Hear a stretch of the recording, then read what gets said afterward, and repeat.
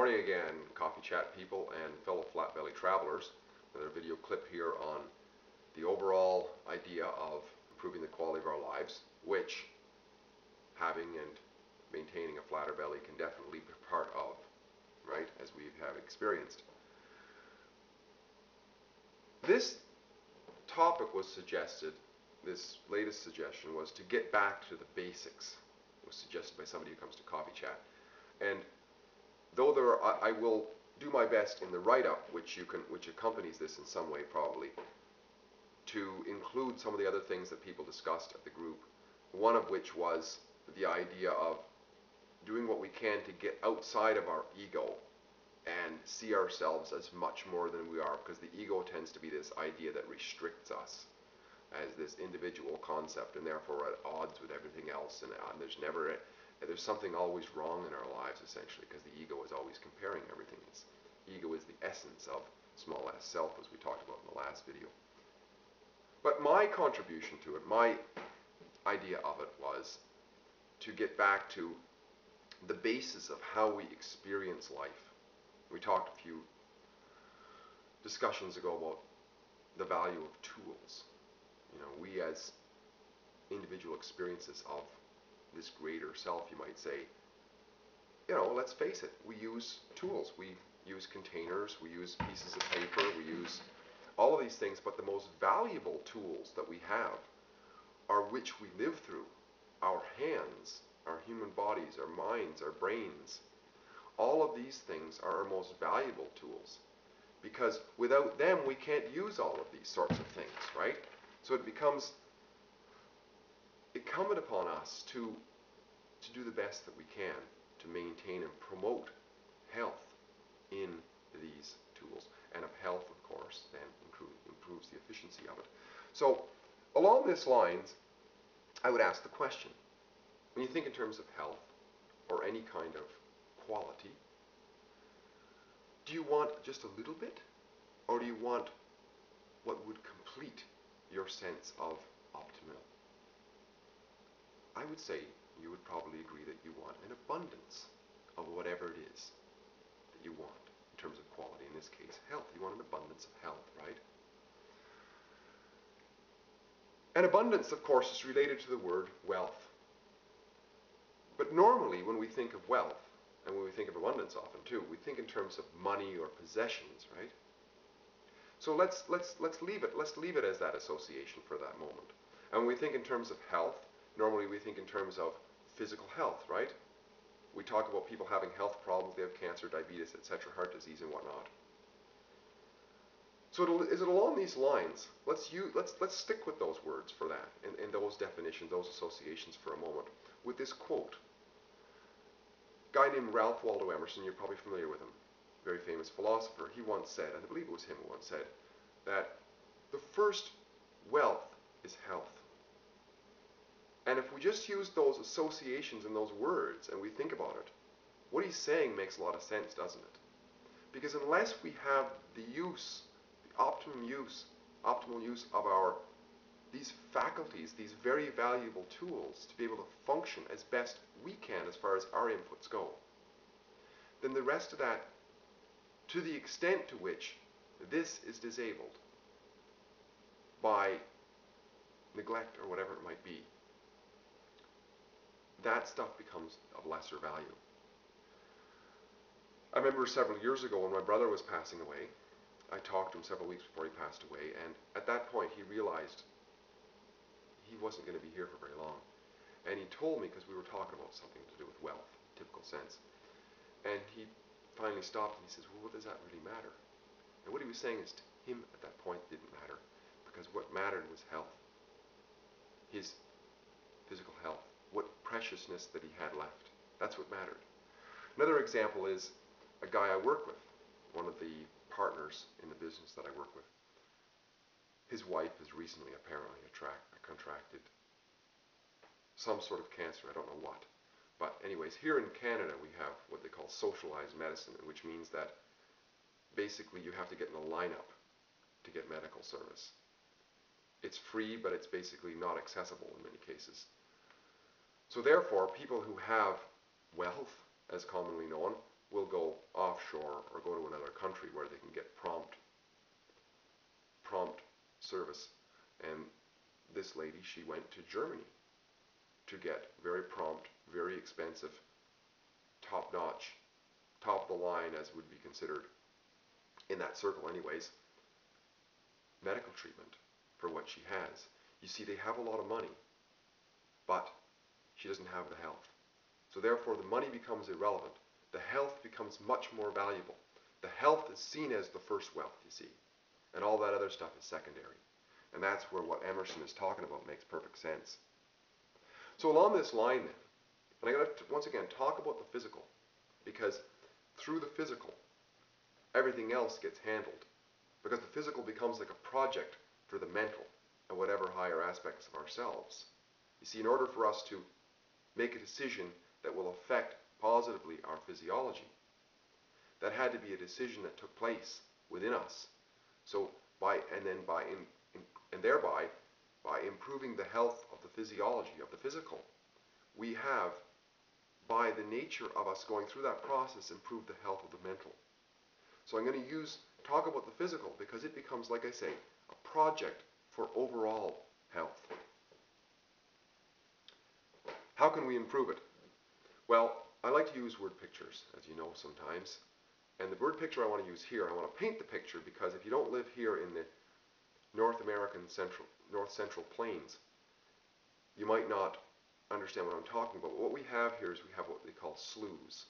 It's a weird word, S-L-O-U-G-H, I think. It's one of those weird English words, not spelt the way it sounds. But anyways, and what these are is they're pools of water which are fed only by rainwater. And what happens is that they can become very stagnant because if you go through a dry period and there's no inflow, no outflow, and the body of water just sits there, and actually in this area the soil is very alkaline, so they become alkali sloughs. And basically they don't support life anymore, and whatever was in them is gone. And they become smelly and whatnot. And so with that idea in mind, I'm sure you can picture it. Compare that kind of a body of water to a babbling brook, a flowing, beautiful babbling brook. Which one would you prefer to drink from if you were thirsty? I'm sure you would want to drink from the babbling brook. Why? Because it is seen as, and it tastes as, a healthier option. And what's the difference between those two? One of them, the one you would drink from probably, is the one that is flowing. Now if we keep that one word in mind, that one word, flow, in mind in reference to our health, we can go a long ways to helping ourselves.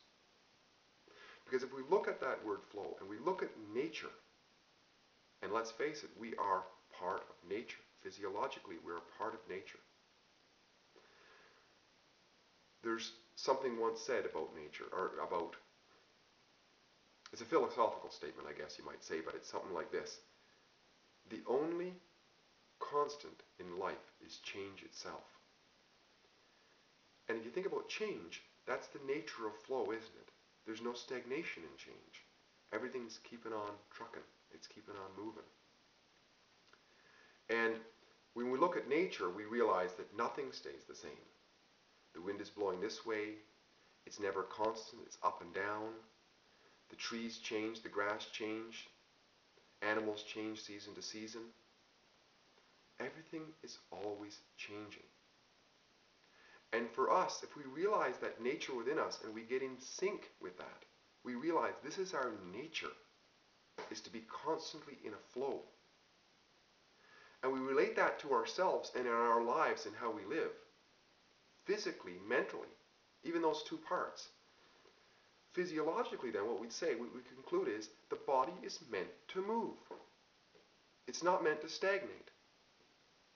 But yet our lifestyles are often that way. We sit for long periods of time, this sort of thing. And our mentality is meant to be active. And this we can develop through curiosity in things that we like, and continuing to learn and to discover and to talk to people and to engage in ideas which might be a challenge. And this creates a constant and ongoing flow within ourselves, just as an example. Now, coming back again to the physical, because this becomes a project for us in our flat belly lives, in our everyday lives. Because once again, even if we're not on a flat belly journey or any kind of a physical trip that we want to improve ourselves in, necessarily, if we realize that this is a valuable tool, then it becomes like a responsibility for us to keep it as best we can in terms of our inputs, so that we can, greater self, you might say, function through it on a more optimum level. Now, in terms of flow, if I ask you, when you think of the physical body in terms of flow, what do you think of most? Well, most people would say blood flow.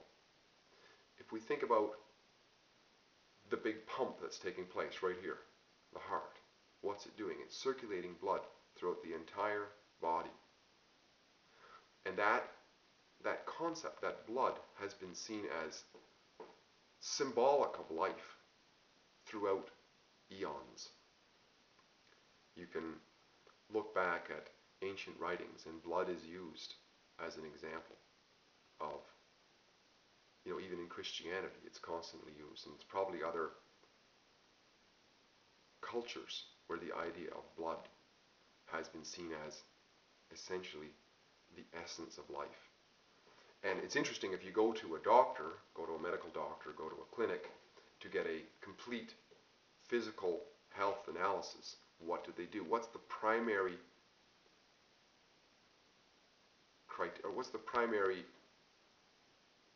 procedure they go through, or the procedure? What are they dealing with mostly? If you think about it, they're dealing with blood. In fact, it's even called blood work.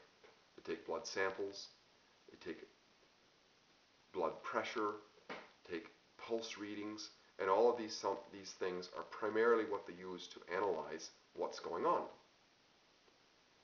If you also look at, I don't know where you live, but here in Canada, there's a term that's, you hear it on the radio, TV all the time, give the gift of life. It's a slogan, and essentially that has to do with going down to the blood clinic and donating blood so that somebody else can live. Because you have blood, it's seen almost as life. You have life within you, this flow taking place, and therefore you can give it to somebody else. And these are kind of word pictures, but actually you can relate to them, to the everyday and to the real, to what we're actually working with every day, right? Now, to me, as I see it, there's two things going on with blood. Okay? The one thing that's going on is it's flowing. Therefore, everything that we can do to promote that flow can be beneficial to us, because that's its nature. The next thing that's going on is that blood is actually carrying cargo to all the body, all the cells in the body, and then it's collecting waste and bringing it out.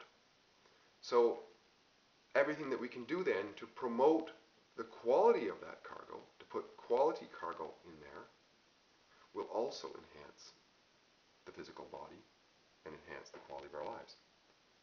Now I got a couple little things as demonstrations here. I don't know if you can see that, but this is basically a piece of plastic pipe I cut off of somewhere. And as you can see, I'm just going to use this as a demonstration for the example of something that would happen if we have very highly promoted good flow. As you can see, this pipe is very clean, so anything that goes through it is unrestricted and it flows. And if you can imagine throughout our entire human bodies that all of our blood vessels are nice and clean like this, then whatever goes through them will just slip beautifully through to the destination they want to go in. And I have these golf balls, which I've colored, some white, some red. See, I've got a selection of them here, and some are red and some are white. And I'm going to just use as an example, I'm going to drop a few. You see, I'm going to drop a red one, it goes nicely through. I drop another one, it goes nicely through. Now, several things is, if for some reason, like the stagnated alkali slough, which becomes all crusted up and full and no longer supporting life, if our blood vessels, I don't know if you can see that properly, I put some silicone inside another piece of pipe here like this, if they become somewhat blocked like this, what can happen is our little happy face cells come floating along, and this little happy face cell comes floating along, and guess what? It turns into a sad face because it can't get through anymore. And the next one is even sadder still because it gets backed up. And what happens is the flow begins to stagnate in areas of our bodies, and we see conditions that show up such as heart disease, which is the blockages of certain blood vessels around the heart. We see poor circulation that takes place in people's bodies as a result of, I'm not saying only as a result of, but something like this. It's a stagnation that's starting to take place. And then in very severe conditions, when it happens in the brain, we can have strokes and whatnot, because we're not getting the flow taking place through those bodies and the valuable cargo being delivered in the form of being carried by such kinds of cells. And I'm not an expert on this sort of thing. I'm just going through this. You know, and somebody might say, "Oh, Steve, you're actually it's somebody else, some other mitochondria or something that's carrying it." I'm just using these as examples, okay, as blockages. And then the other thing that can happen too when we become stagnated is that things can get all sticky, and we can have a bunch of things getting clumped up. We can call those clots. And as you can see here, these guys aren't very happy. See, they want to be free. Everybody wants to be free, right? And so do these guys, but they're all bound up. And then what happens if they're in a big blood vessel, and they come along, and now it's time to go down a small one to deliver a branch line into some other cells. They get jammed, and they can't get through, and a clot is formed, and then that area of the body becomes jammed. So I just wanted to use these little examples so you see. I mean, it's very elementary. I know it's very elementary, but nevertheless, it can remind ourselves. It reminds me also when I go through this every time, and it reminds me, oh, when I'm eating something later, how does this affect me? You know what I mean? So therefore, you know, with those things in mind, the question is, how can we promote the free flowing and then the quality of the product going down? Well, to promote the free flowing of the body, and we think in terms of flow of the physical, we realize the body was designed to be moved. If we have appendages that move, the corollary there is that we are designed to move. So therefore, we can get into the practice of moving in whatever we do. We can walk a little bit in these sorts of things. And that helps a number of things. It helps our cardiovascular, it helps the heart, it strengthens the heart. Because when you put the body under stress, the body needs more nutrients, it needs more flow all over the place, it needs more waste picked up. So the heart starts to work more and it gets strengthened. Just like when you work your muscles of your arms, they get stronger. You work your muscles of your heart, it gets stronger. And throughout the body. And not only that, the movement of your muscles actually acts almost like a heart in a way. If you can feel your muscle go back and forth with your arm, you'll feel it moving like this. And you can imagine there are little blood vessels running all through that muscle. They're getting squeezed. And it's like being massaged. Everything's being massaged, and it works almost like a pump, begins to push things through. So everything works better. It all promotes the flow. By us flowing physically, we promote the inside to flow. And all of these things begin to flow better. Right? The next thing is, how do we promote the quality of what's flowing through? How do we get this to carry quality cargo to the destination? Well, we can go through practices like we talked about in the Flat Belly E-Course a long time ago, that we can be mindful of what we eat, how we eat, when we eat. We can be mindful of our breathing, which is also promoted, incidentally, by our exercise. When we're physically active, we breathe on a greater level.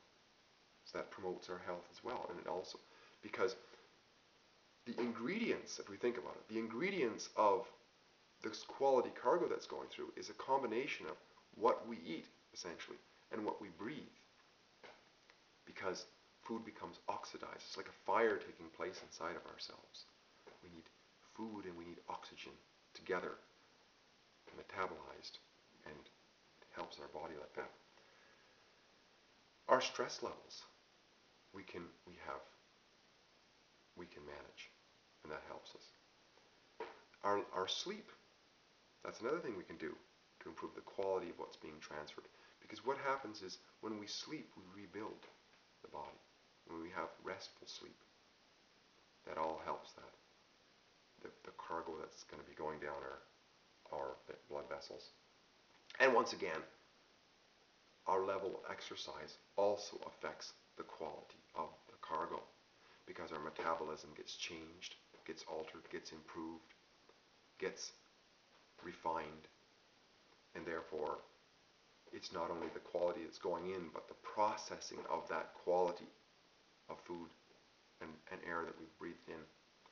The processing of it becomes more efficient, and therefore, as it trickles down all the way into the blood vessels, it becomes more usable.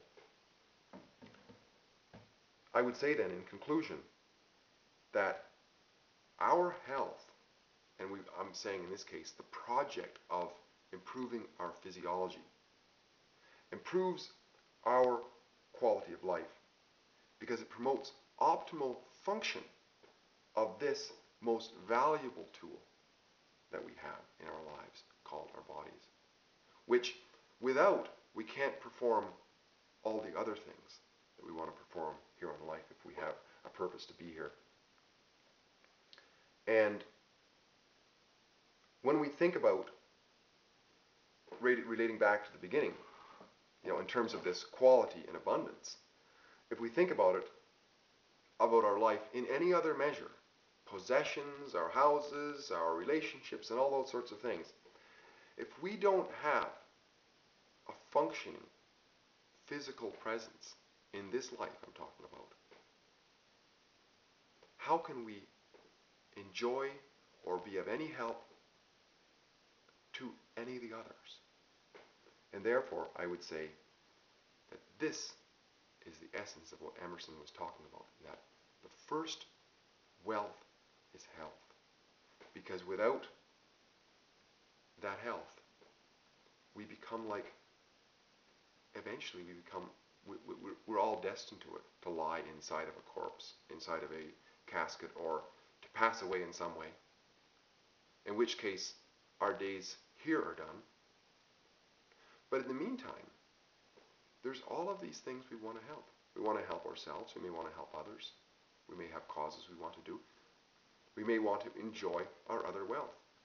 But unless we have this health, what else do we have as far as here is concerned? Thanks for listening. Look forward to the comments. Talk to you soon. Bye-bye.